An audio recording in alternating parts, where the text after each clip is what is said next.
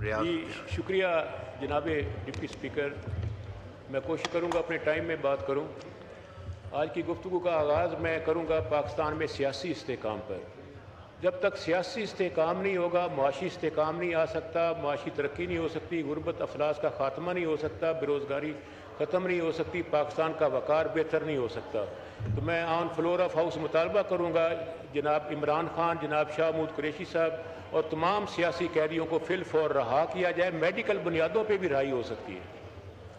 دوسری گزارش میں کروں گا کہ ریاست 4 چیزوں کی رسپانسیبل ہوتی ہے۔ Number 1 governance, number 2 role of law and justice, number 3 prosperity اور نمبر 4 ریفارمز۔ تو پاکستان میں ان 4 چیزوں پہ کام کرنے کی ضرورت ہے جو کہ ہمیں نظر نہیں آ رہی۔ جناب والا، گزارش یہ ہے کہ جمہوریت اس ملک کے لیے ڈیموکریسی اور اکنامک گروتھ میں آپس میں بڑا پازیٹیو کو ریلیشن ہے۔ وہ تبھی ہوگی جمہوریت جب سیاسی جماعتیں مضبوط ہوں گی۔ سیاسی جماعتیں تبھی مضبوط ہوں گی اگر تمام سیاسی جماعتوں میں جمہوریت ہوگی، تمام سیاسی جماعتوں کے پاس فنڈنگ ہوگی۔ میں مطالبہ کروں گا دنیا کے دوسرے ملکوں جرمنی، کوسٹا ریکا، ایکواڈور کی طرح پاکستان کے بجٹ میں بھی تمام سیاسی جماعتوں کو ان کے سائز کے مطابق، ان کی ریپرزنٹیشن کے مطابق پبلک فنڈنگ فراہم کی جائے۔ جناب والا، اس موقع پر میں آج چونکہ آرٹیکل 82 کے مطابق میں چارج ایکسپینڈیچر پہ بات کر رہا ہوں، اسپیشلی آڈٹ پر اور ڈیٹ پر۔ اس وقت سرکولر ڈیٹ ہمارا 5000 ارب روپے کو کراس کر چکا ہے۔ صرف گیس کا سرکولر ڈیٹ 3500 ارب روپے کے قریب پہنچ چکا ہے۔ یہ پہلی دفعہ ہوا ہے پاکستان میں کہ گیس کا بھی بڑھ گیا ہے۔ جناب والا، آئی پی پیز کو ہم بغیر بجلی پیدا کیے ان کو 2500 سے 3000 ارب روپے سالانہ پے کر رہے ہیں۔ ہم کہتے ہیں بجلی مہنگی ہے، عوام خریدتی نہیں ہے۔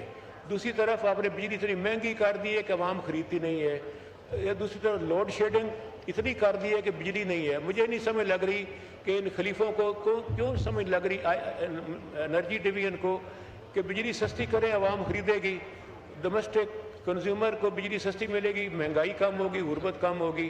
آپ کاشتکار کو سستی دیں، فوڈ سیکورٹی بہتر ہوگی، فصلیں سستی ہو جائیں گی۔ آپ صنعت کار کو دیں، ایکسپورٹ بڑھے گی، فارن ایکسچینج آنا شروع ہو جائے گا۔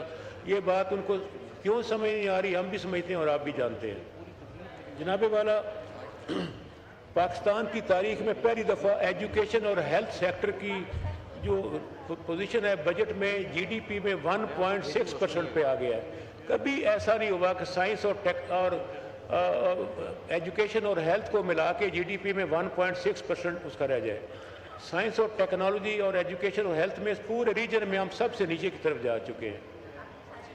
جناب والا، پولیس آرڈر 2001 آیا تھا، اس میں ایک امپورٹنٹ اس کا سیکشن ہے پبلک سیفٹی کمیشن۔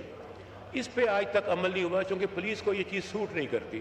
میں مطالبہ کروں گا کہ فیڈرل، پروونشل اور ڈسٹرکٹ سطح پہ پبلک سیفٹی کمیشن قائم کیے جائیں تاکہ عوام کے دکھوں کا مداوع کیا جا سکے۔ جناب والا، اس میں گزارش یہ کروں گا کہ فصلوں کی کراپ انشورنس جو ہے وہ کی جائے، کراپ انشورنس اور جانوروں کی انشورنس، تاکہ کلائمیٹ چینج کی وجہ سے پاکستان میں کبھی یالہ باری ہوتی ہے، کبھی فلڈ آ جاتا ہے، کبھی خشک سالی ہو جاتی ہے، کبھی تیز ہوا کے جکڑ چلتے ہیں اور تباہ ہو جاتا ہے کاشتکار، اور جانوروں کی چوری ہو جاتی ہے۔ ان کو فی الفور انشورنس نیٹ میں لایا جائے تاکہ ان کی آسانی ہو سکے۔ جناب والا، میرے حلقہ میں رجانہ سے کمالیہ سے چیچا وطنی 2 وے 4 لین کارپیٹ روڈ 1 وے روڈ کا میں کئی دفعہ مطالبہ کر چکا ہوں، لیکن اس کے لیے پی ایس ڈی پی میں پیسہ نہیں رکھا گیا، جبکہ وہ موٹر وے M4 M3 اور نیشنل ہائی وے 5 کو لنک کرتی ہے۔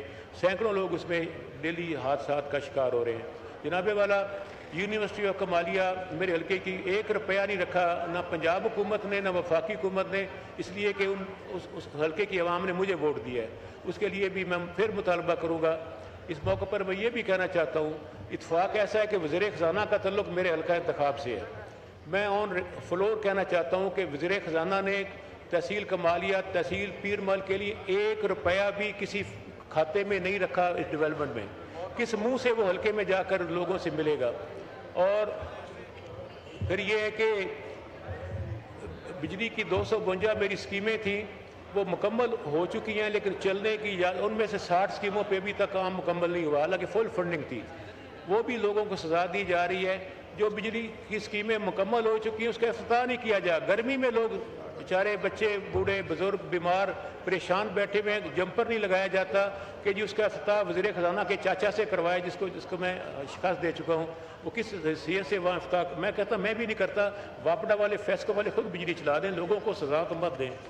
میں مطالبہ کروں گا کہ وزیر خزانہ کو تبدیل کریں، بینکر کی بجائے اکانومسٹ کو یا پولیٹیکل بندے کو لائیں جو کہ پولیٹیکل اکانومی کو بھی جانتا ہو۔ اس کی ایک وجہ یہ ہے کہ پاکستان میں فارن قرضہ جو ہے 35 کھرب روپے تک پہنچ چکا ہے، 35 کھرب روپے تک، اور ڈومیسٹک جو قرضہ ہے 57 کھرب روپے تک، ٹوٹل پاکستان کا قرضہ 92 کھرب روپے ہے۔ یہ انہی جیسے بادشاہوں کی وجہ سے ہے جو ہمارے وزیر خزانہ بنتے آئے ہیں۔ آج ہر پاکستانی 3,20,000 کا مقروض ہو چکا ہے، پھر ساتھ پانڈا بانڈ آ رہا ہے، یہ یورو بانڈ آ رہا ہے، پاکستان کے عوام پہ اور قرضوں کا بوجھ ڈالنے کی سکیم ہے۔ میں یہ پوچھتا ہوں کہ ہائی ریٹ مارک اپ پہ آپ لون کیوں لیتے ہیں؟ میرے علم کے مطابق جب آپ ہائی مارک اپ پہ لون لیتے ہیں تو آپ کو اس میں سے کیک بیک اور کمیشن ملتی ہے، اس کیک بیک کمیشن کی خاطر آپ قوم کو بھاری سود پر قرضے دینے کی پابند کر رہے ہیں، اور 9,000 ارب روپیات ہم صرف سود کی مد میں واپس کر رہے ہیں۔ میں کنکلوڈ کر رہا ہوں سر، بس ختم کرتا ہوں۔ تو جناب والا، میں اپنی بات کو کنکلوڈ کرتے ہوئے یہی گزارش کروں گا کہ بے نظیر انکم سپورٹ پروگرام کے تحت ہر تحصیل میں وومن سینٹر اور گارمنٹس فیکٹری اور سافٹ ویئر ہاؤس بنایا جائے تاکہ وہاں پہ لوگوں کو غربت سے نکالا جا سکے، پٹرول ڈیزل کی قیمتیں کم کی جائیں، خوراک پر ٹیکس بالکل ختم کر دیا جائے، ٹوباکو اور شوگری جو یہ ڈرنکس ہیں کولڈ ڈرنکس، اس پہ ٹیکس ڈبل کر دیا جائے تاکہ عوام کی، کیونکہ ہماری جو لائف سیونگ میڈیسن ہے اس پہ $2 ارب شکریہ۔